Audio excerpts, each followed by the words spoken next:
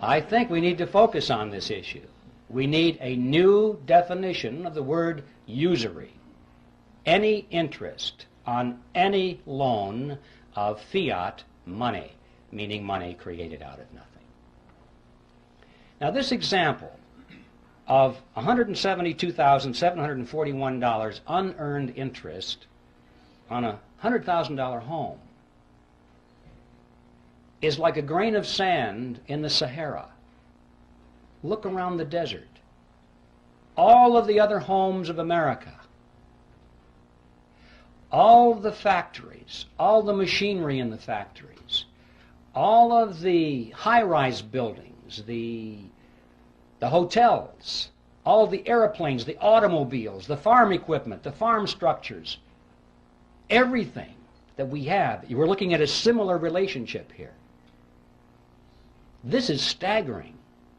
To consider the amount of money that is in this huge, wide river of wealth flowing into the banking cartel because the money was created out of nothing. It's such a wide river of wealth, you can't even think across it in your mind. It's perpetually moving into the banking cartel.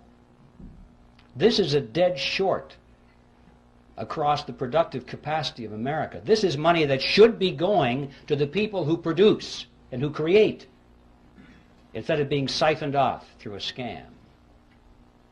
Think of what our standard of living could be if it weren't for this dead short across our economy. Well, where is this money going? This river, where is it flowing?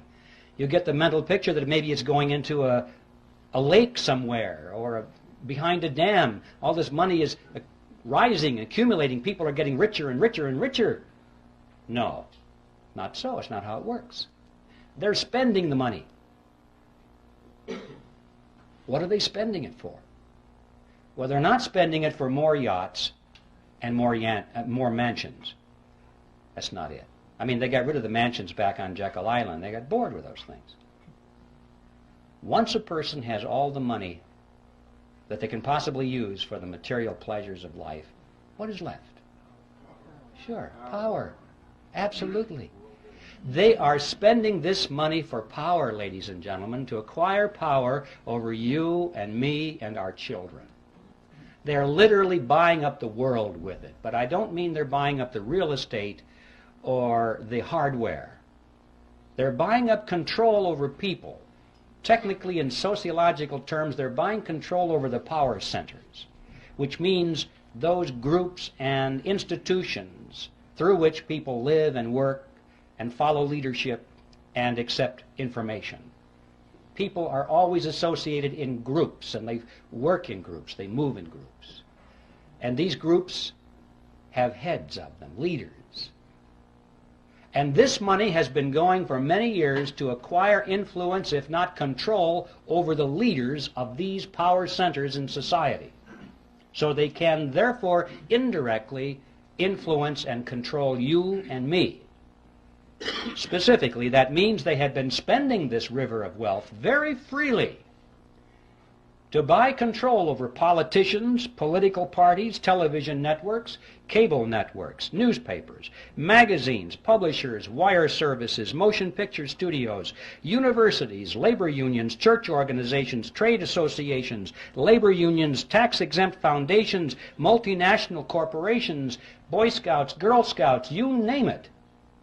Make your own list. I guarantee you, if you have a large, influential organization which influences people, you will find that this river of wealth has been flowing partly into an attempt to acquire control over the leadership of these institutions and organizations, especially those which are offered as opposition, especially those which supposedly are to stop this whole process from happening. Now, this has not only been going on in America, but this has been going on in every nation of the world, pretty much in the industrialized nations as it has gone on here. But I'd like to call your attention to what's been happening in the so-called third world, or the underdeveloped nations. This process is